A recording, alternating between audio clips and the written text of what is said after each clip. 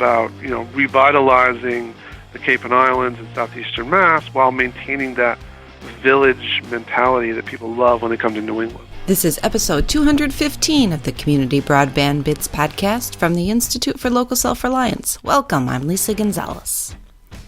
Open Cape, a Massachusetts nonprofit open access middle mile network, has been providing services to southeastern Massachusetts since 2013.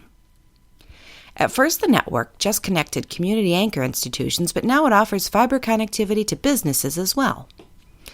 In this episode, Chris talks with Steve Johnston, Open Cape's executive director, who takes us through some of the changes that Open Cape has experienced in the past several years and how the community has benefited. Steve also describes more changes in store and how they plan to move into the future. Check out their website, opencape.org, to learn more about what Open Cape has done and where they're going, and look for our stories at muninetworks.org. Now here are Chris and Steve Johnston, Executive Director of Open Cape.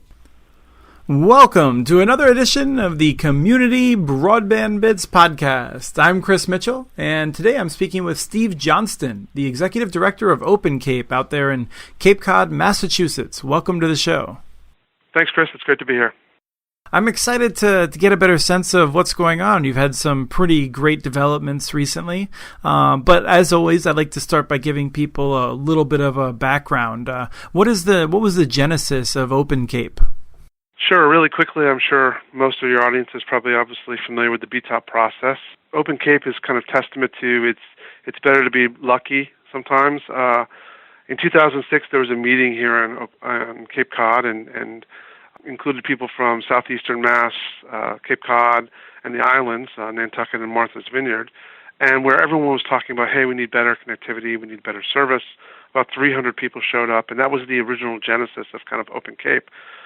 Not long after that period, the whole BTOP program was initiated, and Open Cape applied, and certainly, we received a grant, and that allowed us to build close to 500 miles of fiber that runs from across southeastern Mass, down from Boston, onto Cape Cod, back and forth across Cape Cod, all the way out to the end of Cape Cod, to Provincetown, out to Nantucket, back across the Cape, across another bridge, out through New Bedford, Fall River to Providence, Massachusetts. So connecting in two spots and giving the whole region access to this great state-of-the-art network.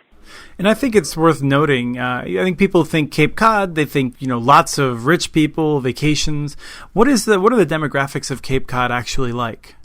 You're right. When people first envision Cape Cod, they absolutely think Kennedy's, and you think about Martha's Vineyard and Nantucket, and you think about shockingly wealthy people coming here for the summers. And there is some of that, but what really when our region looks just like is dramatically different. You're talking about places like Provincetown, Massachusetts, where they have 38% unemployment outside of those 3 months of June, July, and August. And you think about people that don't have any service at all. If you live out on the outer Cape, what we call, near the National Seashore, you may be using satellite or dial-up service. So there are certainly pockets of underserved individuals. Yes, there are absolute pockets of great wealth, and that is actually kind of fed into our strategy of how we're looking to extend Open Cape and build out, taking advantage of that.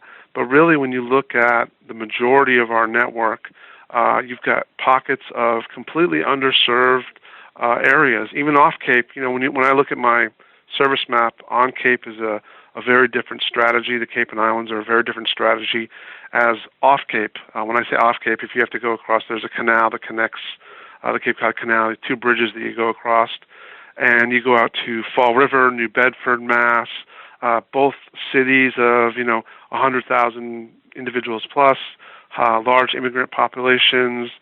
We've got Amazon.com just coming into Fall River, so there's kind of a revitalization effort here, probably similar to we've seen in areas like Chattanooga or places like that.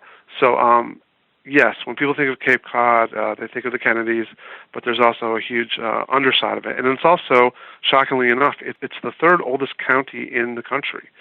So we have a lot of seniors, a lot of retirees that come here, and as we're looking at extending Open Cape, it really is about having a conversation about economic development and how do we have younger individuals return here, families return here, and how do we serve all segments of the population.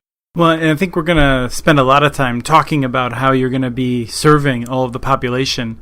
But before we get there, one of the first things I think it often makes sense to do before you can build out last mile connections is to connect anchor institutions to make sure that people at the very least can get to the library, the public schools to gain some kind of access. How is that part of your business plan working out, connecting those anchor institutions? It's going well. So the network went live in January of 2013. We still were building out some of the main backbone throughout the rest of 2013, but in 2014 we pretty much had come to a conclusion of that. We've connected about 110 community anchor institutions, really kind of a diverse group of organizations and buildings. Basically all the 15 towns on Cape Cod have multiple facilities connected to the network, which is great. Here on the Cape, we work with an organization called the Cape Cod Commission, and the Commission is kind of the overlord of all things Cape Cod. Like Sandwich, Mass. was incorporated in 1632. So the historic properties of maintaining buildings and things like that all comes under the auspice of local historical groups and as well as the Cape Cod Commission. But the Cape Cod Commission has really stepped up and to work in collaboration with us, where they have encouraged us through paying for towns to connect to the regional wide area network, buildings that were not already included as part of our BTOP grant, where we've created a very effective regional wide area network that's connecting the 15 Cape towns, Martha's Vineyard, and Nantucket, that's allowing us to share and promote information and data between town halls, town clerks, things like beach stickers, which here are a way of life. If you want to get a beach sticker and maybe you live in Sandwich and need to go out to the Outer Cape or something like that, they're sharing information so these services don't have to be recreated. So I think we're doing a good job in expanding that. When I got to Open Cape in September of last year, we really spent a lot of time, a lot of effort in revitalizing our communications out to these towns, because we really saw the towns as being a core partner in expanding the network and having people utilize it, understand all the implications of what having fiber in your community means. So we're seeing a good response. I know right now we're about to do a huge Tuesday of next week, Monomoy Regional School District, which will put us into a category where we are now servicing 74% of all the high schools on the Cape and Islands. And the original business model was open access. Is that something that you're continuing to do as you look to expand? It is. It's something we're spending an extraordinary amount of time on. We're an open access network. We're a nonprofit, which also puts us in a different kind of category. But open access is a huge part of this, and currently I spend a huge amount of my time looking at and talking with potential partners who want to come here and offer services. I think originally, when the original plan was thought up, Open Cape is a great example of what the BTOP program really should be. I think we have an area that is geographically different from most of the contiguous United States. When you go out on the end of the Outer Cape, it's beautiful, but it's kind of third world in a sense, because it is the end of civilization out there. The winters are very harsh, and you're out on the Outer Cape. And I think the incumbent provider that was here, and really there's only one, kind of had fair reign to do whatever they wanted to do in terms of pricing, in terms of service, in terms of infrastructure. So our presence alone has really made a huge difference in that. And I think encouraging more partners to come here is a core part of our job, and we're working really hard to do that. So, yes. And so would you say that one of your benefits then is that you've forced the incumbent provider just to do a better job? Absolutely. I mean, when you look at the different things that we've accomplished here, the number one thing that I think is we've provided a choice. And I'm saying that before I've even hooked up one residential individual. Right now we've been focused on community anchor institutions and some of the businesses here. And as we're moving now toward the residential, looking seriously at residential deployments and extending the network, it certainly puts pressure on the incumbent providers to do a couple different things, to increase their service levels, to look at a more reasonable pricing policies. That part is a huge benefit for folks here that simply are crying out for service. Let's turn to your expansion. Tell us a little bit about the plan of pivoting, moving from focused on middle mile to really figuring out how to bring it to individuals. Chris, you actually get some of the credit for this. I think the first or second few days that I was on the job here at Open Cape last fall, you happened to be, along with Elliot Noss from Ting, were here in Martha's Vineyard Wood Hole. Right, with Art Gaylord. Yes, with Art Gaylord down at the Woods Hole Oceanographic Institute. For those of you who don't know, Art Gaylord was the recently retired director of IT for Woods Hole Oceanographic Institute. He's the chairman of the board of Open Cape and was one of the co-founders and is a huge force here on the Cape for broadband coverage. But you guys were there for a meeting, and Art arranged a little discussion for a variety of us. And in talking to Chris and talking to yourself and talking to Elliot, one of the things that became abundantly clear was we had to do a better job, at least at getting some initial mapping of what demand looked like. And that's something that we had not done. My predecessors hadn't done it, and we just didn't have that data. So we started on this initial process of looking at the crowd fiber tool as one of our options, and talking with Greg down in Atlanta.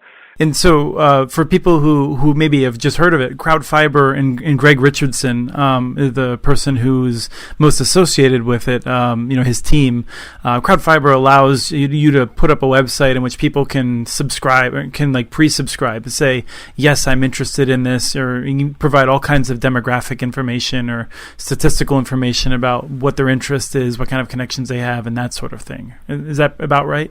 Yeah, that's exactly right. And for me, I come from an internet background. My background is, I worked for public broadcasting for 17 years, so I understand technology, and I worked for a relatively large internet company on the West Coast, so I understand, how to utilize the internet as far as a data collection tool. So in talking with the guys at CrowdFiber and talking with Greg and Bailey, we were able to kind of come up with utilizing their tool, customizing it a little bit, to allow us to launch the CrowdFiber site. We launched it about 2 weeks ago now. And we did this purposely at this time of year because our demographic, our area is a little bit different. We have some towns here on the Cape where 75% of the homeowners are second homeowners. So, in the off months, you may only have 25% of the population there on the outer Cape. And that's, so we purposely launched it in the summer so that we had the most people here to utilize it. But basically, and what we're doing at this point is for the 45 towns we touch directly and some of the tangential towns we touch, we're offering the ability to go in, say, hey, I'm raising my hand digitally, I'm a business, I'm a resident, I'm interested in service, and we're not actually asking them to pre-subscribe at this moment. We're simply just taking the temperature. Are you interested in getting better internet connectivity? Here's my address. Let me know how it's going. So we've had about 550 people participate in 2 weeks, which is great considering we haven't even really launched the media part of the campaign yet. We were just kind of soft launching it and having it be tested out, and it's working incredibly well.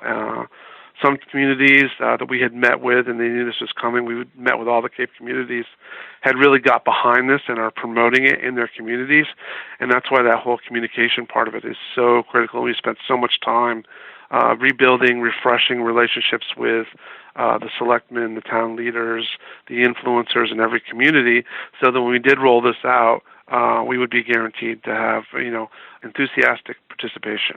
Now, I want to get back to those meetings in a second, but first I just wanted to note something, and I may have made a little bit of an error. I said you were rolling it out to individuals, and I remember reading, as I said that, an article in which you made it clear that you're not really interested in just serving individuals. You really want to find ways of serving communities. Tell me a little bit about that distinction. Well, so for us, as most BTOPs, the last mile continues to be a challenge. So we're looking at the last mile a couple different ways and kind of a strategy behind it.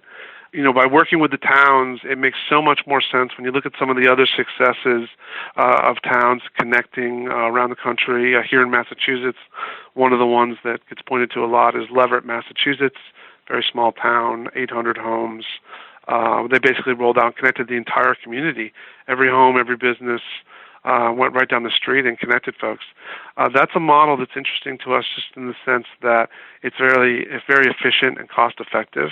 As we're looking to raise the money to connect these communities, and the communities are looking for it, we've been working with them to understand how they can pay for connections, and we're trying to help where we can. I wish I had the budget to connect everyone, but I just don't. So we're kind of, as the advocates for the towns and for the individuals, we're really encouraging, let's get a community-wide perspective on this. And if I'm going to connect up a community, I want to make sure there's 300 or 400 homes in there, or a neighborhood. I'm going to go in and connect 300 or 400 homes versus connecting 3 or 4 homes, where I'm sending out trucks and having our partners send out trucks and work with them on connecting. So really this community orientation is really important, particularly here in parochial New England, where 15 different towns on the Cape. It might as well be 15 different countries. So there's a little bit of political navigating that has to happen there, and we're starting this project. And part of our job is to serve as an advocate. Besides the owner of the fiber and all the electronics, we're an advocate for the towns, for the residents. We're trying to bring the best practices to light and help guide them as they make decisions about connecting their communities. Because to their credit, each one of the Cape towns really is getting behind this, and they're starting to understand it, that look, yes, tourism is a huge economic driver here, but there's much more than tourism. And you mentioned, we have individuals that come here that can be substantially wealthy and are leaders in industry and whatnot. So we look at it as an opportunity to extend the amount of time they stay here. Maybe they just don't come for the month of August, but maybe if they had a super fast connection to their home, that they would come more often and spend more time here because of our huge retirement community here. The retired individuals, there's a lot to offer, whether they're consulting or doing work in their retirement. Having great connectivity is a huge part of that. And when I talk with my colleagues at the Cape Cod Chamber of Commerce and the Cape Cod Tech Council, groups like that, we see fiber as an integral part of driving the economic engine that is the Cape and Islands and southeastern Mass. Yeah, I've seen some studies that looking at areas in which people tend to have a lot of vacation time, summer homes and things like that. In some of the studies I've seen, I think this is one that I can't name, but the conclusion stuck with me from, I believe it was northern Wisconsin, which was that if they could extend the season by just 1 week, the economic impact of that is tremendous. And I would guess that if you could do something like that, where you extended, just the amount of time that some proportion of people stayed there, that extra economic benefit would probably be more than enough to pay for the network extensions that you're considering. Exactly, and that's the exact approach we're taking, and you can really see it in profound ways. So I'll give you an example. Provincetown, Massachusetts, for those of you who aren't familiar, it's right on the end of Cape Cod. It's where the actual pilgrims stopped first. They stopped and got off and relaxed for a minute, and then they went over to Plymouth Rock. Here's a community that has about 2,900 year-round residents that in the summer explodes to about 65,000 individuals. Wow. That's indicative of the Cape in general. You look at Falmouth, down by Woods Hole, 30,000 year-round residents. That number balloons to 105,000 in the summer. So exactly, if we can stretch that season a bit and have people come here, whether they're coming for the weekend or if they're coming in the spring, but they can extend their usage by having great connectivity, it really is an economic game changer for the entire region in terms of revenue generation and brain drain, and having these people plug in and become part of the community. It really gives us a huge opportunity. So places like Provincetown, where in the winter months they see kind of rampant unemployment, 38%. Here's an opportunity for places like that to really encourage people to become year-round residents. I actually just went to a meeting not too long ago, a citizens meeting in Provincetown. They asked me to come and speak, where they're talking about the individuals that come to Provincetown. It started as an artist community. It's a very culturally diverse community. It's an LGBT kind of community that's really centered about living that kind of lifestyle. It's very open and free. It's a great place to be, and it's got amazing beaches, and who wouldn't want to live there? But having individuals come there, and people who have homes in Washington and New York and Boston and Providence and all across the country, all across the world, who are coming there and spending their summers there, extending that window. So if fiber can help do that, it certainly becomes advantageous to the whole region. And every one of the towns on the Cape has a similar story to Provincetown. It's our most visible example because it is densely populated. So you have a densely populated downtown for a fiber build-out. It is ideal in that sense. It's so ideal, in fact, that we actually had my colleagues from Google come and look at possibly doing some testing there for some of their broadband deployment via wireless. So it's a really interesting area out there. Great. Now, as we wrap up, I want to ask you one final thing about the meetings, because I think it's really impressive the kind of gains that you've made in terms of educating local governments within your footprint about this. You said you've had many meetings, and I'm curious if you have a sense of about how many meetings, and just what does an average meeting look like? What do you talk about? It's funny. When I got here, so much focus had been put on the build that we really hadn't done a very good job of getting out and talking about the communities about, hey, we're building this, what does it mean? We're having people really understand that. I mean, there was an awareness within the community of folks, the early adopters, if you will, but for the average individual or for the main governing body here in these Cape and Islands towns is selectmen. So in each town, you typically have a board of selectmen. It's anywhere from 4 to 8 people, and then you've got we also have an overlay of a county government. We have some county commissioners. So really educating those individuals and all the associated folks that trickle down through the town governments, through influencers in each town, really having people understand not only what we're doing with this fiber middle mile, but also what the possibilities become. So you start talking about all the different things that fiber can impact, from education and housing and serving seniors and public safety. I mean, here's an area where we're, on the Cape alone, I'm on 12,000 telephone poles. That a storm is coming at some point, and it will take out 300 or 400 of those poles. And that's why we build a redundant microwave system to move critical information and communication as part of this process. But understanding that, and you've probably seen, if you're seeing the news, we've had this huge seal population move into Chatham, Mass., which is out on the elbow of Cape Cod.